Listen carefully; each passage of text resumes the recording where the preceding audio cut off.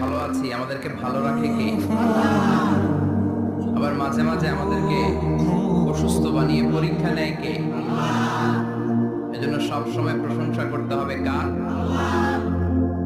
সুস্থ অবস্থায়ও আল্লাহ, আবার অসুস্থ অবস্থায়ও। বিশ্বনবী যখন সুস্থ থাকতেন তখন আল্লাহরে ডাকতেন, অসুস্থ হয়ে গেলে আল্লাহরে ডাকতেন না। ব্যাপারটা কি এমন? কথা বলেন।